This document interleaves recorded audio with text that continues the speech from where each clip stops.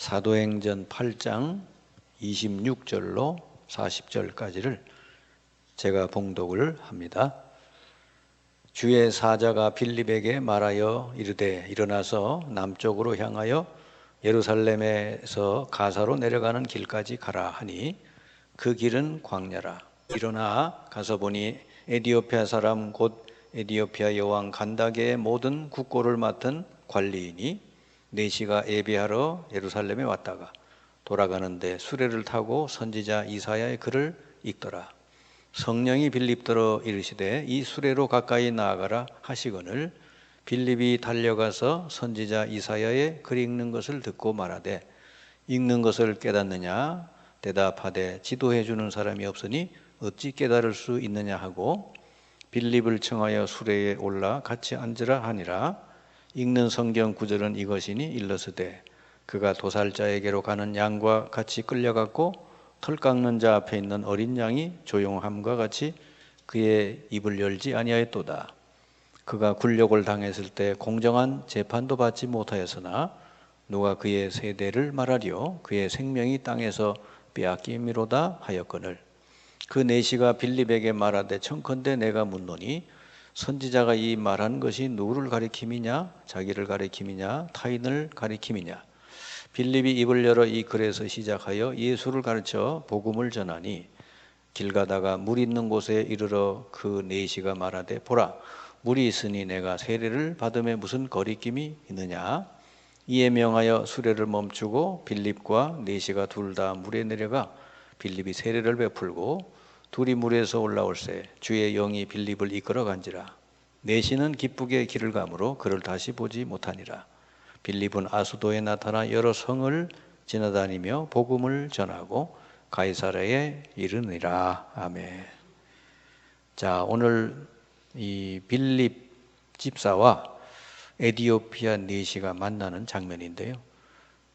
그야말로 단 한 번 만났는데 이 에디오피아 내시가 이 모든 문제가 해결이 됐죠.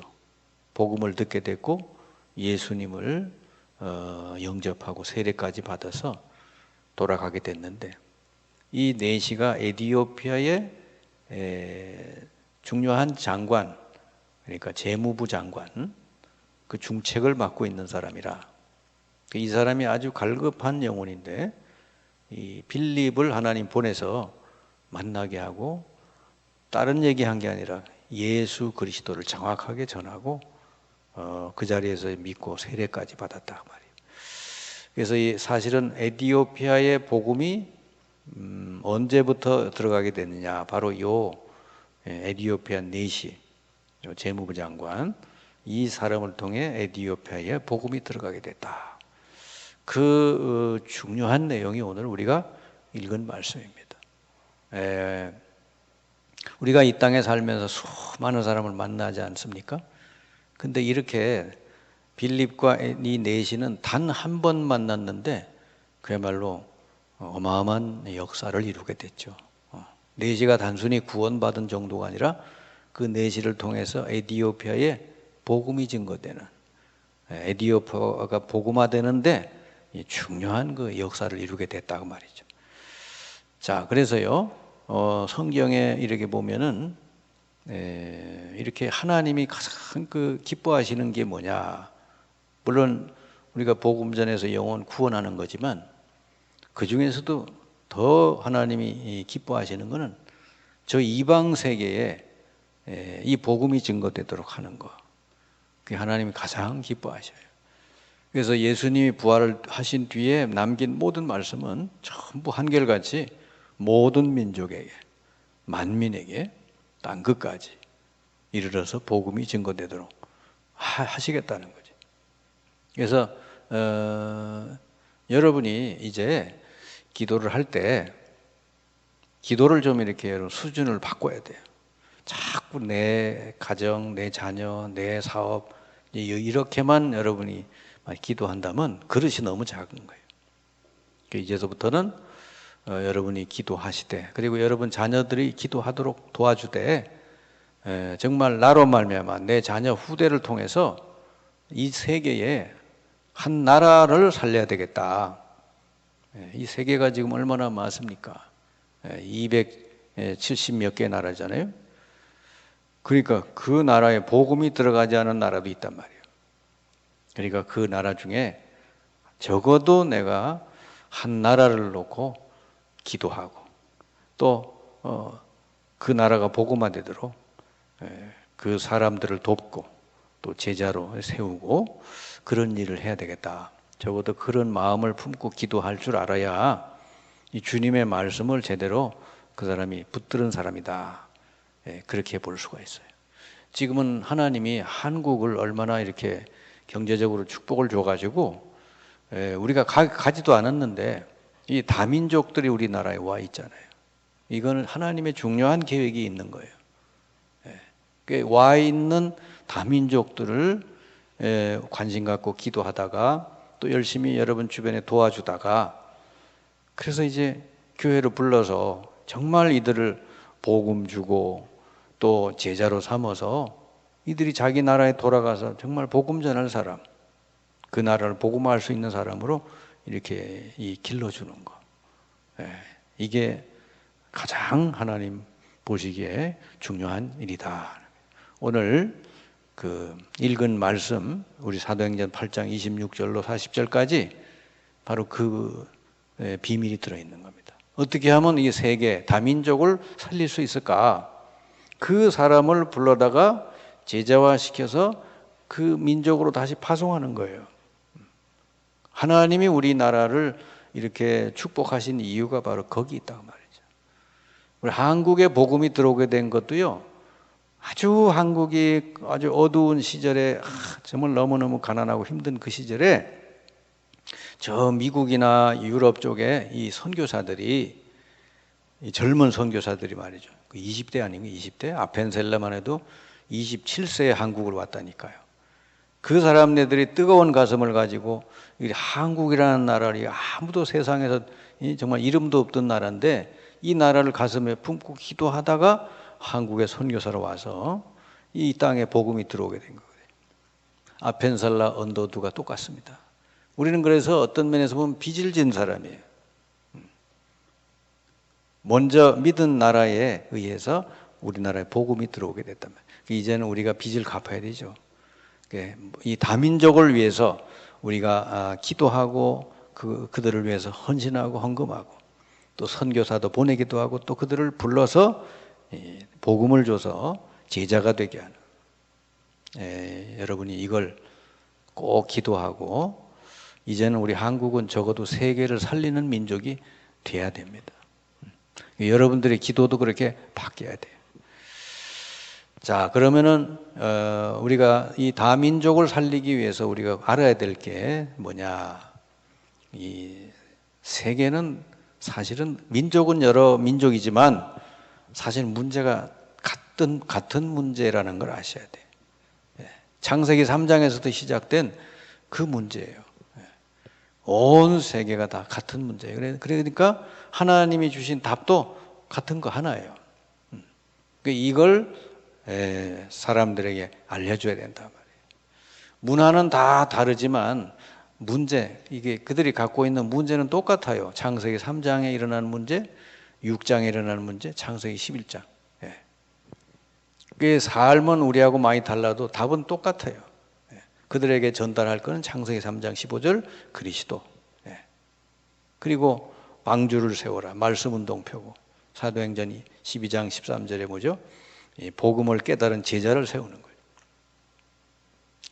그래서 이 하나님의 방법은 하나입니다. 시대가 바뀌어도 사람들은 여러 가지 방법을 내세우지만 하나님이 이 다민족을 살리시는, 이 세계를 살리는 방법은 하나요.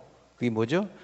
사람을 불러다가 복음을 주고, 그렇죠? 복음을 바르게 깨닫게 하고, 그 다음에 제자, 이 복음을 전할 줄 아는 제자로 세우고, 그 다음에 이들을 세계로 보내는 것이죠.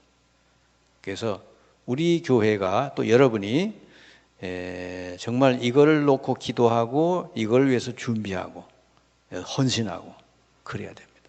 그러면 하나님이 거기에 합당한 응답을 주시게 돼 있어요. 너무 사람이 그릇이 작으면요, 자기 코앞에가 밖에 모르고 그렇게 살면요, 그릇이 그거밖에 안 되잖아. 하나님은 어마어마한 하나님인데 세계를 살리시기 위해서 모든 걸 하나님 준비하셨는데 우리가 그릇을 이렇게 하나님 수준으로 크게 해야 되죠. 자, 그래서 이제 이 사람들에게 시급하게 알려줘야 될 게 뭐냐. 이 지구상에 가장 뛰어난 민족이 유대인이라 그러잖아요. 공부도 잘하고 노벨상도 많이 가져갔죠. 근데 유대인이 모르는 게 있잖아요. 그게 뭡니까? 여러분은 다 알지만 유대인이 모르는 게 세 가지가 있어요. 첫째로 인간의 이 진짜 문제, 그게 원죄잖아요. 원죄. 창세기 3장에 하나님을 떠나서 사는 거.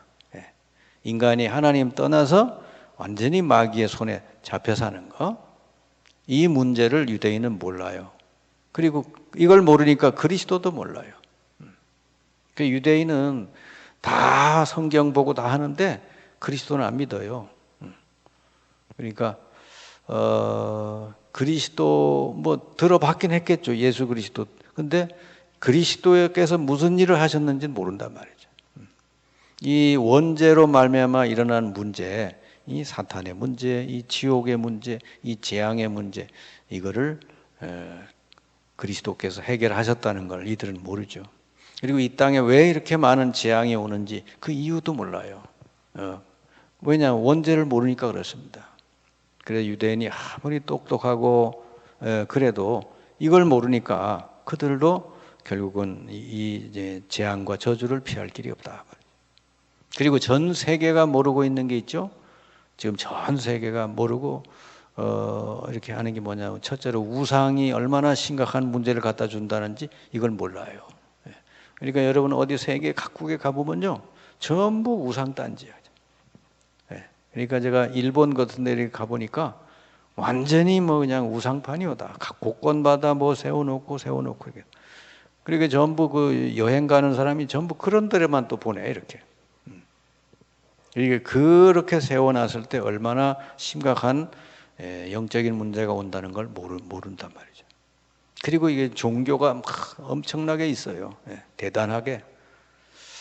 이게 종교의 이 본질이 뭔지 세계가 모르고 있잖아요. 그냥 열심히만 뭐 빌고 닳고 하면 되는 줄 아는데 이 종교의 본질은 결국은 뭐죠? 하나님 중심이 아니에요. 나 중심이요. 내가 잘 되고 뭐 내가 하나님처럼 되고 내가 뭐 아주 훌륭한 걸 체험하고 막 그런 거예요, 전부. 그러니까 하나님은 우리에게 이 종교를 준 게 아니거든요. 복음을 주셔서 곧바로 믿는 자에게 하나님이 함께 하시는 거죠. 이러다 보니까 이 우상이 심각해지고 종교가 번성하다 보니까 오는 거는 영적인 문제밖에 없어요. 그러니까 많은 사람들이 지금 이 숨은 고통이 심해요. 오늘도 제가 이렇게 무슨 뉴스에 잠깐 보니까 1,000원을 달라고 그러는데 이 사람이 1,000원을 안 줬다고 살인한 경우가 있더라고. 오늘도 보니까. 또 모르는 사람이요. 이 사람 집에서 한 뭐 100m도 몇십 미터도 떨어지지도 않은 거기에 사는 사람이 난데 모르게 와서 1,000원 좀 달라고 그러는데 안 준 거예요. 이 사람은 바람 쐬러 나왔는데 근데 칼로 찔렀단 말이에요. 죽게 돼. 근데 보니까 그 칼로 찌른 그 사람이 누군가 했더니 그 정신 문제로 병원에 왔다 갔다 그런 사람인가 봐요. 그러니까요. 지금 이렇게 심각한 것이죠. 이런 문제가 왜 들어오게 되는지. 그리고 이 경제는 발전하고 뭐 문화는 발전했는데 이 강대국들이 모르는 게 바로 이런 거잖아요. 그죠? 온 땅에 우상으로 덮이게 만들어 버렸어요. 옛날에 우리나라도 그렇잖아요. 옛날에 옛날 걸 찾아내자 그래서 찾아냈는데 그게 전부 우상 딴지거든요. 그런 대로 이제 여행하는 사람들 전부 다 이끌고 다니고 그러니까 그런 것만 보여준단 말이에요. 그러니까 이게 이 일본이나 이런 데도 그렇고 뭐 중국도 그렇고요. 가는 곳마다 전부 우상 딴지고 저 유럽 같은 데 가보면 전부 또 마리아상 같은 거 막 세워놓고 막. 아마 천국에서 마리아가 굉장히 괴로울 거예요. 왜냐하면 자기는 그냥 우리하고 똑같은 믿음이 좋은 여인일 뿐인데 자기를 놓고 자꾸 빌고 닳고 하니까요. 그러니까 얼마나 힘들고 괴롭겠어요. 마리아가. 지금 그러고 있어요. 그러면서 이제 점점 뭡니까? 이제 교권 시대가 왔죠. 왜냐하면 교회도 막 커지고 그러니까 거기도 무슨 권력이 있는지 막 그런 거 막 추구하고. 그러니까 이 땅에 오는 거는 영적 문제, 고통, 복음이 점점 사라지면서요. 종교만 남게 되니까 이 땅에 점점 고통이 커지고 풍랑이 일어날 수밖에 없는 거죠. 그래서 우리가 이런 다민족들을 만나서 시급하게 해줘야 될 게 다 영적인 문제가 있다는 걸 알고 이들을 빨리 치유해 줘야 돼요. 그 치유하는 길이 뭐겠어요? 그리스도로 구원해 주고 하나님 나라 말씀으로 뿌리내리게 하고, 그리고 나 중심이 아니라 성령 충만, 성령이 인도하시는 대로 따라갈 줄 아는 이런 삶이 치유되는 말이죠. 그러니까 사도행전 1장 1절, 3절, 8절 이걸로 완전히 뿌리내려지게, 완전히 뿌리내. 오직 그리스도로 자기 중심에 탁 모시게 하고요. 그리고 자기 생각이 아니라 하나님 말씀으로 탁 이렇게 마음에 뿌리내려서 뭐든지 말씀을 붙들고 가게. 그리고 기도해서 성령 충만 받아서 이제 성령 인도 받는, 이렇게 살도록 도와주는 게 치유다 말이에요. 그리고 이런 사람 불러다가 뭐 합니까? 하나님이 우리를 구원하신 목적은 정상으로 세워서 세계를 살리도록 하는 거예요. 영적 정상. 이거는 가난해도 할 수 있고 공부 못해도 할 수 있어요. 요셉처럼 정말 구원받고 하나님 함께하고 이게 늘 기도하면요 영적인 정상이 되잖아요. 그러면 이 사람 하는 일에도 정상으로 이 사람을 통해 많은 사람들에게 좋은 영향력을 끼치는, 많은 사람 살리는 사람이 되는 거예요. 그리고 결국은 뭐죠? 증인이 되게 하라 그랬죠. 세계를 살리는 증인으로. 그래서 여러분 다민족들 우리 이런 아시아, 동남아시아나 이런 사람들 오면은 우리가 생각을 바꿔야 돼요. 구제 대상으로 알고 그러면 전혀 잘못된 거예요. 하나님은 그들을 우리나라에 왜 보내느냐? 복음을 들어서 이 세계 복음화할 수 있는 사람으로 만드시기 위해서 보냈거든요. 근데 우리가 구제 대상으로 알면 큰일 나요. 하나님하고 생각이 안 맞는 거예요. 그래서 이들에게 반드시 알려줘야 됩니다. 당신을 하나님이 세계에 선교할 수 있는 사람으로 하나님이 부르셨다. 그리고 이들의 모든 산업, 기업을 통해 온 세계 선교할 수 있도록 그렇게 이들이 기도하고 일으킬 수 있도록 그렇게 우리가 도와줘야 됩니다. 그리고 이들이 영적으로 정상이 되도록 잘 말씀과 기도로 도와주는 그런 학교도 필요해요. 지금은 세상 학교는 공부만 가르치잖아요. 근데 진짜 우리 교회에서 할 건 뭐죠? 우리 후대들 또 다민족 후대들에게 정말 정상으로 크도록 그렇게 도와줘야 되고, 그리고 병드는 아이들은 영적으로 치유될 수 있도록 잘 교회에서 준비를 해야 된다 말이죠. 그래서 이 병든 사람들이 교회 와서 평안하게 말씀 듣고 24시 기도하면서 치유받고 은혜 받을 수 있는 그런 시스템을 잘 준비해 놔야 된다. 하나님은 우리나라를 이렇게 발전시켜서 이런 일을 하시려고 그러는데 우리가 그걸 붙들고 기도하고 이렇게 잘 준비를 해야 된다 하는 것입니다. 자, 이제 보통 신앙생활 하면서 많은 성도들이 이런 질문을 하죠. 나는 응답이 언제 오느냐?